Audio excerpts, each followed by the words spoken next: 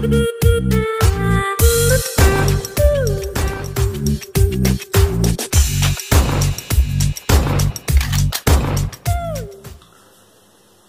वालेकुम। Master concept में आज काफी दिनों के बाद हम व्हाइट बोर्ड के ऊपर एक और क्वेश्चंस कर रहे हैं और ये सिर्फ वजह बननी है मानव कमार।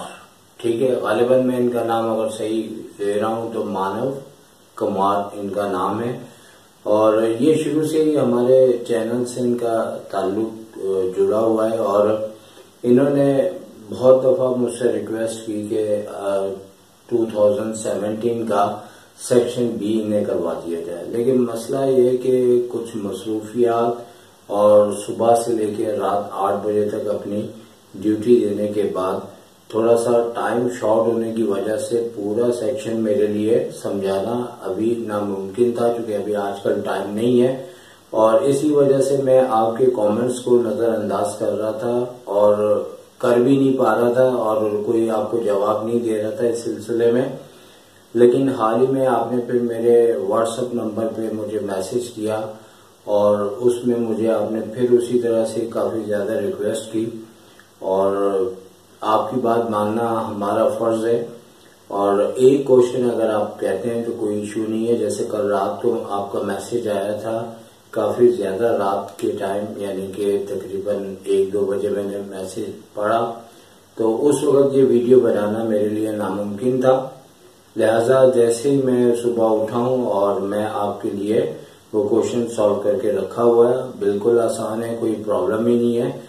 और ये क्वेश्चन गालिबन इसमें वेरिएबल्स चेंज किए हुए हैं, वरना हमारी एक्सरसाइज 6.1 का ये 13 क्वेश्चन है और उसमें सिर्फ वेरिएबल्स डिफरेंस है, बाकी यही स्टाइल यही चीज है।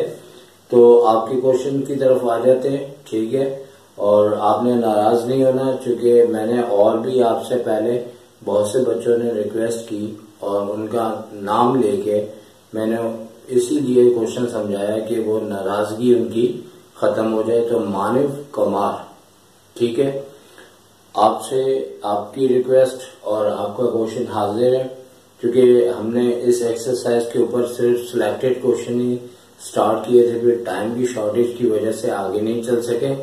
इंशाल्लाह ये सिलसिला तो चलता रहेगा, लेकिन ये है कि आपने तो इसी साल पेपर देना है, इसलिए आपके लिए इम्पोर्टेंट है कि आपको इसका जवाब मिले। तो देखिए, फिर मैं ये बता रहा हूँ कि 6.1 अगर आप सिंध बोर्ड से ताल्लुक है, कराची बोर्ड हो, हैदराबाद हो बोर्ड हो, कोई भी बोर्ड हो, हमारी बुक में 6.1 का क्वेश्चन नंबर 13 ये क्वेश्चन हमारे पास। देखिए, एक बात मैं आपको बता दूं मानिफ कि हमारे पास ये जो सिंटैक्स बोर्ड की बुक है, इसके अंदर सिर्फ ऊपर एक्सरसाइज लिखा होता है, लेकिन अगर आप फोर्स करें किसी हायर क्लासेस में जाए तो क्वेश्चन 2 टाइप के होते हैं, एक एक्सरसाइज और दूसरा प्रॉब्लम। अब एक्सरसाइज में वो क्वेश्चन होते हैं जिनको हमें समझ आ जाते हैं और आ जाने का मतलब ये होता है कि उसमें नंबर्स होते हैं। अगर मैं आपसे फर्स्ट कहूं कि 5th टर्म, तो 5th टर्म का मतलब होता है 1 2 3 4 5, या मैं कहता हूँ रोल नंबर 5 कौन है, तो ठीक बात है। लेकिन अगर मैं कहूँ रोल नंबर पी कौन है, रोल नंबर जे कौन है, रोल नंबर जेड कौन है, तो आपको पता है कि ये तो एक ऐसी बात है जिसमें नंबरिंग नहीं है। तो बड़ी क्लासेस के अंदर ऐसे क्वेश्चंस को प्रॉब्लम कहा गया और प्रॉब्लम का मतलब क्या बनता है, एक तकलीफ दे अमल, एक मसला, ठीक है।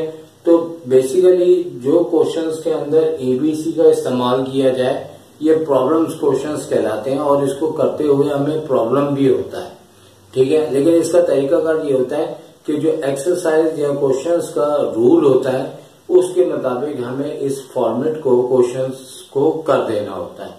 यानी अगर मैं दुनियावी मिसाल आपको दूं कि एक लड़के और लड़की की शादी होती है तो ठीक बात है, लेकिन एक गुड्डे और गुड्डी की शादी होती है और उसी तरह की कुछ बच्चियां वो प्रोसेस करती हैं, खाना भी पकाती हैं, तो हम क्या कहेंगे कि असल शादी तो ठीक थी, लेकिन ये जो गुड्डा गुड्डी की शादी है ये हमारे लिए प्रॉब्लम है। और माँ बाप भी जब बच्चों की ये हरकतें देखते हैं तो कहते हैं ये तो प्रॉब्लम ही है। तो बुनियादी तौर पे ये प्रॉब्लम्स के क्वेश्चंस होते हैं। हर क्वेश्चन ऐसा नहीं होता जैसे समझ में आ जाता है, लेकिन इन्हीं बातों के बाद कि जो एक्सरसाइज या क्वेश्चंस की टेक्निक्स होती है उस टेक्निक के लिहाज से हम फॉर्मेट कर देते हैं, तरीकाकार कर देते हैं। जैसे फॉर एग्जांपल गुड्डा और गुड्डी की शादी हो रही है तो वही तौर तरीके हो रहे हैं जो रियल लाइफ में होता है। लेकिन आपको पता है कि रियल लाइफ के अंदर तो हर काम करना जायज है, लेकिन गुड्डा गुड्डी की शादी करने में आप अपना टाइम जाया कर रहे हैं। लेकिन ठीक है, बच्चों का खेल है, तो यहाँ पे भी ये प्रॉब्लम टाइप का क्वेश्चन है जिसका तरीकाकार आपको जहन में रखना पड़ेगा। अब देखिए यहाँ पे इस क्वेश्चन को करने के कई तरीकेकार हैं, ये मैं मेंशन करता हूँ। क्योंकि आप स्टूडेंट हैं, बहुत से टीचर्स भी मेरी वीडियोस को देखते हैं तो उनके तरीकेकार अलग होते हैं, तो कोई इश्यू नहीं है, ठीक है ना। कान यूं भी पकड़ा जा सकता है, यूं भी पकड़ा जा सकता है, हाथ लंबा हो तो पीछे से भी जाके हम पकड़ लेंगे, ठीक है। तो इसमें कोई इश्यूज नहीं होते। अल्लाह ने 5 उंगलियां दी हैं और 5 तरीके बन जाते हैं, कोई भी तरीका किया जा सकता है। लेकिन जो मेरी नजर में सबसे सिंपल है, जो मैं अपने स्टूडेंट्स को करवाता हूँ, वही आपको एक्सप्लेन कर रहा हूँ। देखिए जैसे कि u, v, x, y, z are in AP, prove that u plus z equals to v plus y equals to 2x। तो अब बुनियादी तौर पे हम क्वेश्चंस को इस तरह से करेंगे कि ये हमारी पहली टर्म है, ये सेकंड, ये थर्ड, ये फोर्थ और ये फिफ्थ है। तो इसी लिहाज से हमें ये लेट कर लेना होगा। क्लास 10 तक ये लेट का प्रोसेस नहीं होता, ठीक है, वहां समझा जाता है ये बच्चे हैं। लेकिन हमारी बड़ी क्लास के अंदर अगर फॉर्मूला या वही वेरिएबल क्वेश्चन के अंदर जा रहे हो, हमें उसे सपोज करना पड़ता है कि लेट ए फर्स्ट टर्म है, डी कॉमन डिफरेंस है, और उसके बाद जैसे कि u हमारी फर्स्ट टर्म है तो हम इसे u को इक्वल टू t1, और t1 का हमारे पास फॉर्मूला ये होता है कि जो पहली टर्म होती है वो a होती है और दूसरे नंबर पे v है, तो v हमारी सेकेंड टर्म है, तो ये a प्लस डी आ जाएगा।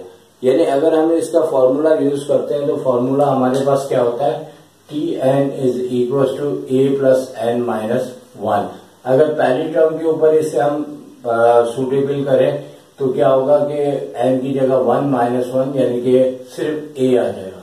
तो बहरहाल चूंकि मैं अपने स्टूडेंट्स के लिहाज से बात कर रहा था, उनको तो मैं स्टार्टिंग में ये बात एक्सप्लेन कर देता हूँ कि पहली टर्म a, फिर दूसरी a प्लस डी, फिर तीसरी a प्लस 2d।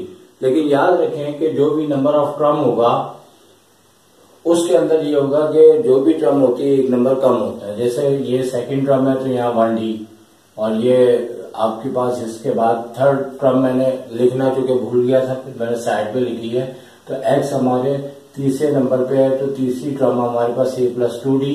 इसी तरह y जो फोर्थ टर्म है तो y equal to a plus 3d, और z फिफ्थ टर्म है तो फिफ्थ टर्म के ऊपर a प्लस 4d आ जाएगा, ठीक है। ये अभी मैंने आपको लिख के बताया ये क्वेश्चन का, यानी एक फॉर्मूला हम डायरेक्ट भी कर सकते हैं।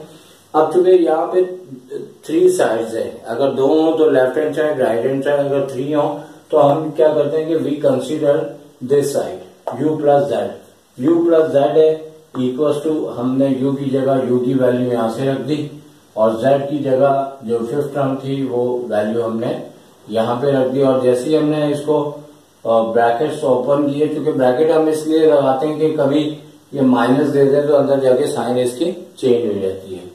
तो इस तरीके से जब ऐड किया तो हमारे पास 2a प्लस 4d आ गया। इसी तरह अब हम v कंसिडर करेंगे ये वाली साइड, तो इसको जब कंसिडर किया तो v प्लस y है, और v प्लस y में v की जगह a प्लस d रख दिया और y की जगह a प्लस 3d इसकी वैल्यू है वो रखी, और a को a में ऐड किया 2a हो गया और ये 4d हो गया, ये दोनों एक जैसे हैं।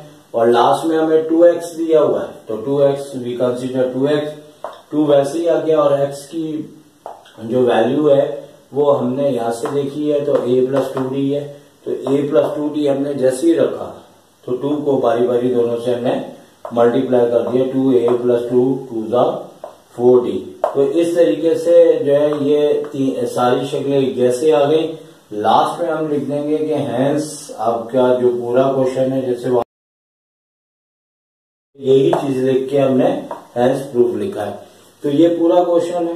तो ठीक है, मानिव कमार ठीक है, नाम सही ले रहा हूं तो सही है, नहीं ले रहा तो आप नेक्स्ट टाइम वॉइस मैसेज भेज दीजिएगा कि आपको किस नाम से पुकारा जाता है। ठीक है, उम्मीद है कि आपका ये गिला शिकवा खत्म हो गया होगा। और टाइम की शॉर्टेज है, वरना हम तो आप जैसे स्टूडेंट्स की बहुत कदर करते हैं जो वाकई इस चैनल के हवाले से कुछ सीख रहे हैं। और शुरू में बहुत से स्टूडेंट ने कुछ प्राइवेट ऑनलाइन पढ़ने का भी कहा, लेकिन कुछ टाइम की शॉर्टेज की वजह से नामुमकिन हो सका ये।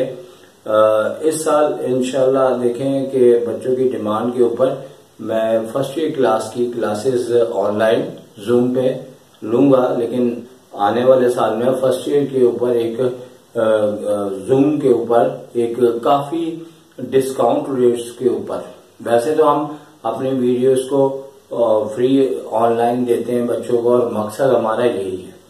और लेकिन कुछ बच्चों का पिछले साल भी चंद बच्चे थे जिनके कमेंट्स वगैरह आए थे, उनसे बात चल रही थी, लेकिन मैं टाइम नहीं निकाल सका, जिसकी वजह से मैंने स्टार्ट नहीं किया। बहुत से बच्चे कमेंट्स में मेरा नंबर भी पूछते हैं, लेकिन मैं उनको नंबर बाकायदा नहीं देता, लेकिन मेरी कई वीडियोस के ऊपर मेरे नंबर आ रहे होते हैं और लिहाजा जो पढ़ने वाले होते हैं वो कहीं ना कहीं से तो तलाश कर लेते हैं। लेकिन मकसद हमारा यही है कि बच्चे जो अफोर्डेबल ना हो उनको हम अपने चैनल के हवाले से समझाएं, इससे रिलेटेड, जिसमें मैथ्स, फिजिक्स, केमिस्ट्री और बाकी के भी सब्जेक्ट हो जाएंगे। टीचर हमारे पास बहुत है और क्वालिफाइड और तजर्बे से भरे पड़े। ठीक, आपसे सर शायद इजाजत चाहेंगे। टेक केयर, अल्लाह हाफिज।